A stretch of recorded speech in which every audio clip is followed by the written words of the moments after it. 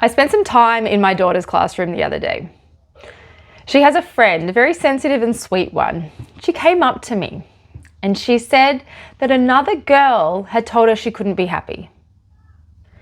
Now, children do this, okay? They're very forward. They say what they say and they don't even really think about it. They don't understand it. They haven't developed that skill yet. So it was really interesting scenario because it really upset her. She took it to the truth. She came to me to talk to me about it. I said to her, I looked her straight in the eye and I said, don't you dare let anybody else determine how you feel inside. That's your choice and your choice alone. Now in this episode, that's what we're going to be talking about. We talk about power play in relationships in such an interesting way. Either we talk about it or we don't, but at the end of the day, we're human beings and human beings have an ability to evoke emotion in others. And the effects that that has on ourselves, when we allow that, when we don't allow that, is enormous when we're thinking about our power within us and our energetic flow. My name's Annabelle Hemming. This is the Creation Project. I'm here talking about the mechanics of human growth, transformation, and healings. I like to get down to the bottom of things. I've always loved it. I don't like fluff. I don't like mystical magic, mystical language that doesn't get to the point. For me, I like clarity. I like structure, and I like to really understand what the hell is going on inside of us so that we can actually do something about it. Most people who watch this channel, they don't subscribe. And subscribe is such a really important part of this channel and the health of it and how it can grow and how I can develop my ideas as well. So if you enjoy this episode, then hit the subscribe button so you don't miss another. But let's go back to the fundamentals of what I spoke about. Human beings have the uncanny ability to evoke an emotion in another person. I'm sure you've experienced this. But it's crazy to think that. And we don't often think about it. But it's the basis of how we give and take power in relationships. Okay? In the energetic world, there's this talk of how, we take others' powers or don't let anybody take your power. But the fundamentals of that, nobody really goes into. It's like, well, what is that? What is our power? And, how can another person take it off us? It's like you get that visual image of someone sucking the power out of you. But that's not how it works at all. It's actually a lot more structural than that. And once you understand it, you can work towards not letting it affect you so much so you can have more stability within your relationships, which is the goal. So, most of us were never taught this. We weren't taught that other people can evoke emotions within us. And when I talk about emotions, it's like, most people like to go to the good emotions, like, joy, excitement, because they're the emotions that we want, okay? But there's no such thing as a good emotion and a bad emotion because emotions are just a communication tool within us. But they're also formulated by our conditioning as well on what we were allowed to feel when we were younger and how we feel it now. And so if we talk about, say, getting triggered, that's somebody doing something that creates an uncontrollable emotional reaction within you. And now that's the extreme of what I'm talking about, okay? That's the extreme. And it's not actually anything to do with the other person in that sense. It's to do with what's happened in your childhood and the way that you were brought into this world, okay? Now there's the other end of the spectrum as well, okay? Because we all have those people in our lives that we see and we meet up with and it creates so much harmony within us and we leave going, wow, that was awesome, that was amazing, that really lifted me up. That's the kind of relationship that gives us power. But there's other relationships in our life which take our power away. And they're the ones that trigger us or evoke those emotions or states within us that drain us. Okay, so now I'm drifting into emotions and states, but I just want to define before I go even more into it that there's a very big distinction between our emotions and our states, okay?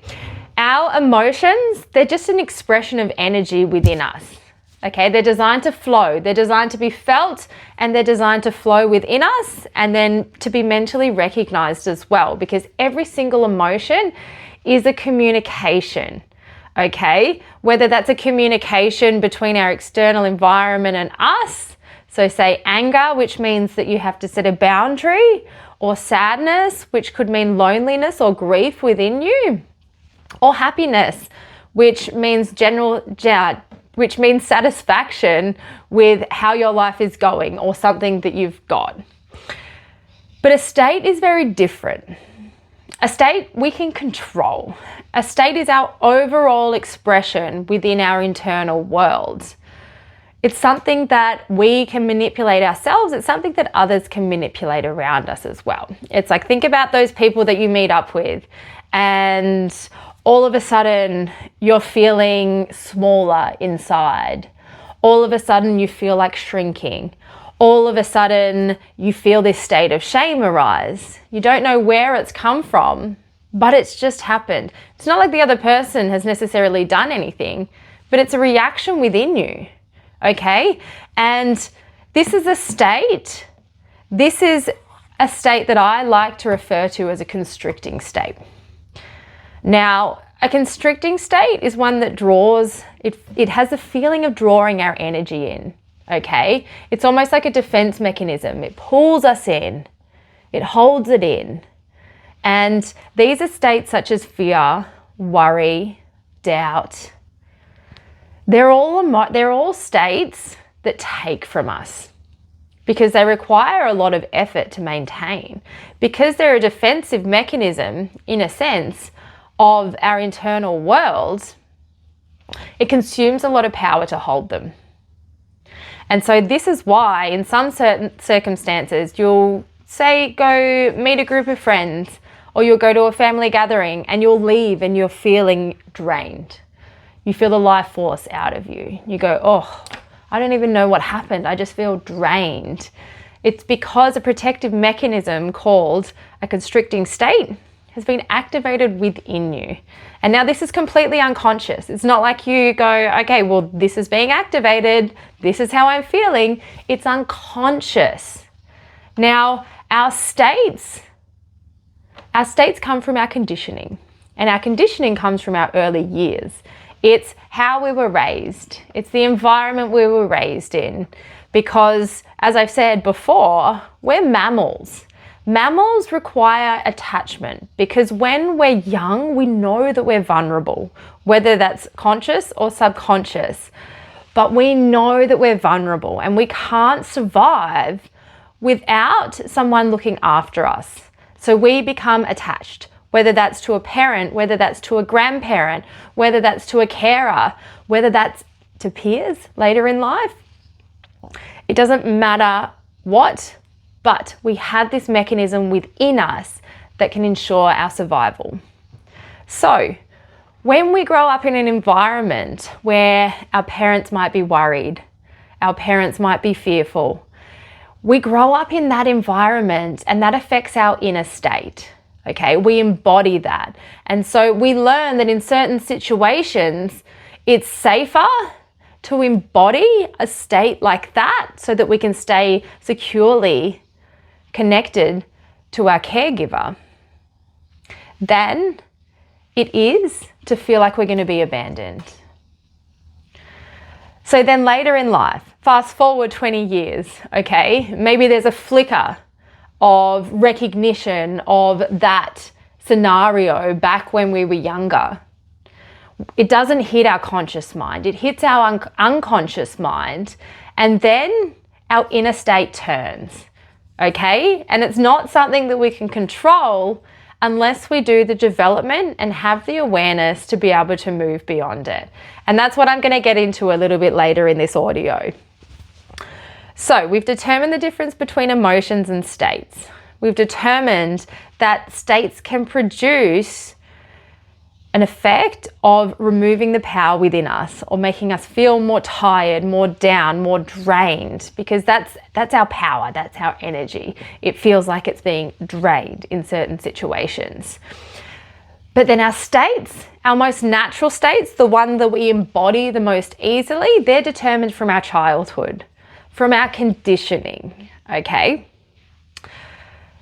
But then we have different levels of states as well. The next level of states that I look at above constricting states is stabilizing states. So these are the ones that our energy and our body and our nervous system can hold more naturally. So these are states such as calm, safety, trust, patience, devotion. These are all states that we embody. But unfortunately, the majority of us were brought up in families which embody constricting states. And so they actually feel more comfortable. So when we are triggered and we go into reaction mode, then they're the states that come up more readily because we're more used to them. They feel familiar, so we embody them, even though they're detrimental to us and our health and our nervous system. So the next step, if you are resonating with this and you go, oh yeah, I absolutely 100% agree with what you're saying, I can pinpoint numerous moments in my life, then the thing that you need to do is start to embody those stabilizing states. And so get yourself into situations where you can feel calm, you can really feel it, or you can feel trust, okay? Or you can feel safety. You know, safety is like the entry level state above constricting states, okay? Because if you can't feel any of the other states unless you know, feeling safe, it's like fundamental, okay? Above constricting. So you work on that, okay? Get yourself into situations where you can feel that, because the more that you learn to feel it, and you allow your nervous system to drop into that state, the more you can embody it throughout your life, okay? Now, the next state above stabilizing state is expansive state. So they're the big states. They're the states such as love, joy, peace, power. You know, they're the big ones that we all aim for and embody. But it actually creates a really high amplitude within our system, which is power flow, okay? It's like, you know, those situations where, you know, you're feeling really like amped up, you're feeling really like lovey, you're feeling really excited.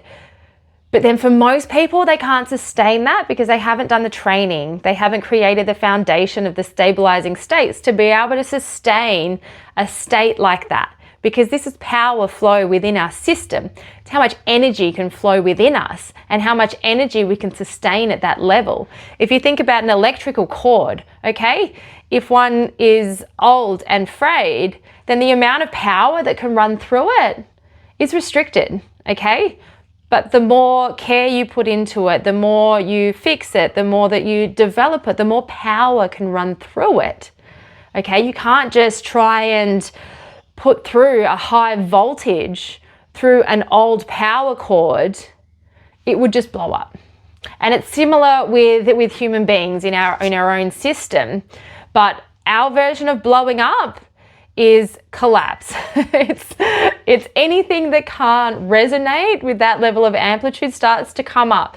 So we start to see old identities, we start to feel old emotions, and if you try to, I guess, go too high up too soon, you'll get completely derailed in your development. Because your body, your system, and your nervous system can't sustain it because the capacity hasn't been built up. Okay, and our nervous system is like the gatekeeper of our growth, all right? We need to build the capacity if we're able to truly grow and transform and hold these higher amplitude power states within us. Okay, and now I'm using, you know, the very technical terms that I've developed, but really what I'm talking about is the ability to sustain unconditional love. Because for most, unconditional love is something that everybody wants to embody, but they really struggle. Because to love unconditionally, you have to love yourself unconditionally too, which means you have to look at all of your shit, allow it to come up, forgive yourself and everyone else to be able to embody that. But I talk about it from a power aspect. What's actually going on within our system, what's going on within our nervous system and the capacity associated with that. Because once you can understand it from a fundamental mechanistic viewpoint, then you can go, okay, well, if I understand the mechanism below that, then rather than taking everything personally and thinking, oh, I don't know, it's all getting a bit much, you go, no, this is a step. This is a process. I understand it. This is actually what's meant to be happening. Even though it's uncomfortable, I'm not actually going backwards. So there's purpose to this, okay? There's purpose to this. Now, why am I talking about states in a reaction and response video, okay? It's because our states get activated when we react, okay? Healing, growth, and transformation, that entire journey is moving you towards response, okay? If you weren't taught how to respond when you were younger, you're not going to know how to do it as an adult. It's something that you have to teach yourself. It's something that has to be taught. And it can, okay, which is the good news. Because trust me, from my perspective, you know, I used to react to everything. And so I would drink so that I would be able to respond because, you know, it calmed my nervous system. It calmed my reactions. You know, I was able to relax more into myself and let my true self come out, which is, you know, the person sitting in front of you today. But back then, it's like I was all reactions, and reactions for me were really shut down, close off, mind blank. So there's so many different ways that we can react, okay? There's so many different ways that our internal states can be triggered into a negative response. And now I do say negative and positive for states because we want to move you out of constricting states into the more stabilizing states. Once you can get that and understand that, then you can learn to change your responses. Okay, you can learn to change your reactions, sorry. So then you get into a situation where somebody, you know, let's go back to the 6-year-old girl, okay? She was emotionally triggered because somebody told her she couldn't be happy, okay? She got worried, she got fearful, she got frightful. It was an obvious reaction, okay?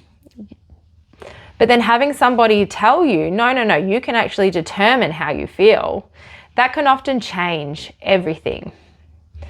Even that one sentence, as small as it is, there's so much below that, right? And you know, that's what I'm sitting here talking about today.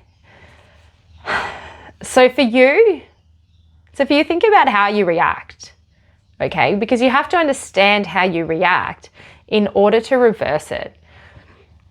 Because it's all relational. It's all relational, okay? You could isolate yourself on a farm, on a hilltop, wherever, and then you could be at peace.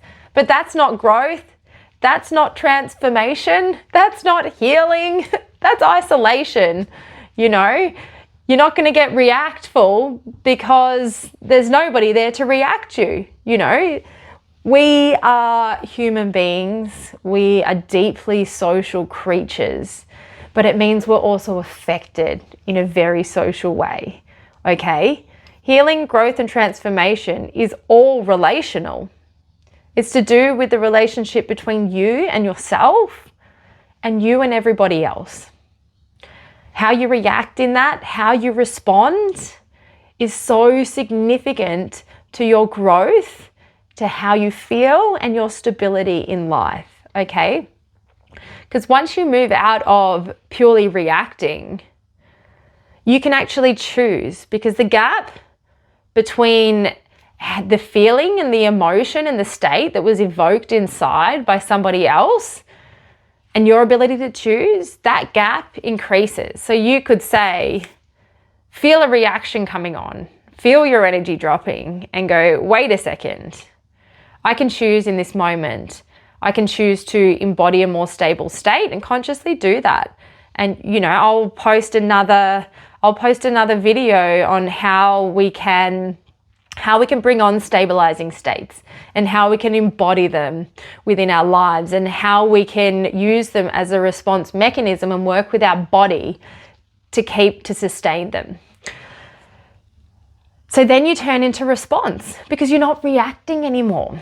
You're responding, you're choosing, you're consciously aware of what's going on, and you can choose in that situation, which is beautiful, okay? You know, it's something that doesn't happen straight away, but it's something that you train yourself to do, okay? It is a skill.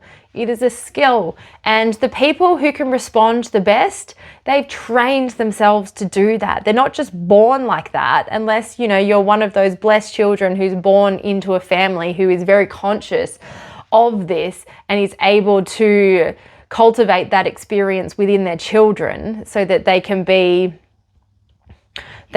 more responsive rather than reactive. But it's a skill, okay? It has to be learnt. It has to be cultivated.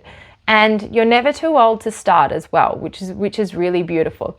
And just one more example I want to give. It's like, you know, when you become a parent, your reactions are made so much more obvious because our children, they can naturally trigger us. You know, it's almost like it's their job. And it can be so frustrating because your internal state is being thrown around because it's like, you know, there's so much love going on in there. But then, you know, there's fear and there's worry. And then, oh my God, you know, your child's having a tantrum. Oh my God, I'm exhausted. I haven't had any sleep. It's like, you know, there's so many levels of influence that really do influence our inner state. And it's actually the perfect time in your life to be able to cultivate a response reaction rather than a reactive reaction. And, you know, it's a skill. So you have to learn it. You know, if you want to be a calm parent, then you have to learn to implement this.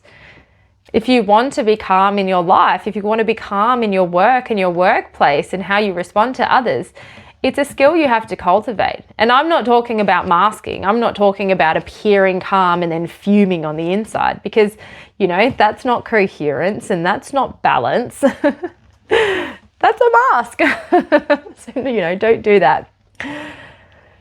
But, you know, I just want to land this episode on one last level of awareness, and that's we live in a world that really rewards reactivity rather than response.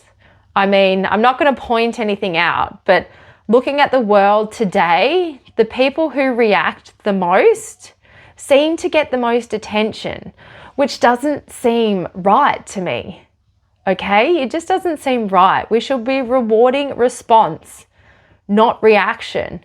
Because when we react, it's that child within, that inner child within that hasn't been looked at and hasn't been healed and hasn't been brought up by ourselves.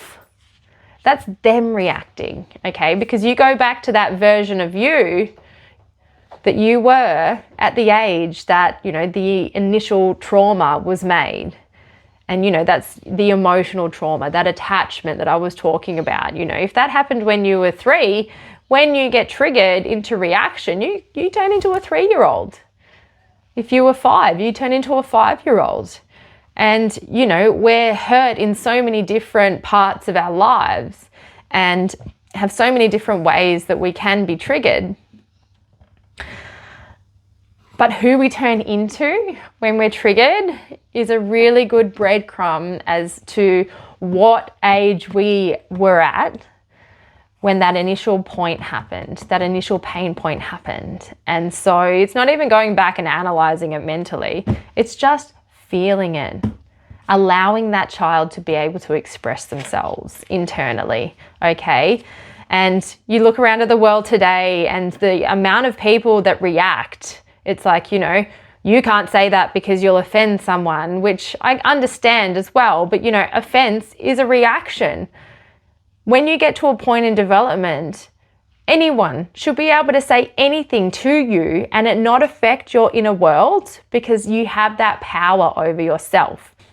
It might bring up an emotion, but it's your decision on how your inner world reacts to that. Okay?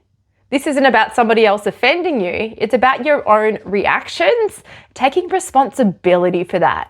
Because once you can start to take responsibility for your own reactions, you look at anybody else's comments that they might make and you actually go, well, that's where they're hurting.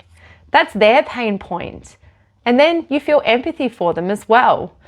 I mean, it doesn't justify what some people say, of course not, but it gives you authority over your life, over your inner world. And that is so much more valuable than constantly reacting to the world around you, okay? Because it means you have more energy. You have more energy to utilize and put into the things that you love, the things that bring you stability and expansion and love and joy and safety and trust as well. You can consciously choose that. Okay, rather than giving your energy, giving your thoughts away, allowing other people to determine how much capacity you can hold within you. And that's powerful. Now, going back to this little girl, I really hope that she carries that message forward. The fact that she has authorship over her own inner world and who she determines to let influence her own inner world. Because we have that choice. It's called authorship. It's called life authorship. And I just want you to know that you have that too. So determine not just who you let into your life, but who you let influence your inner world, your inner sanctuary. Now take on board what I've said today and go and start practicing it, okay? Because you have that. You have that power within your life, and I hope that you take what you've learned today and start to implement it. Okay, again, if you enjoyed this episode, then hit the subscribe button because there will be more to come, and I look forward to sharing all of this with you.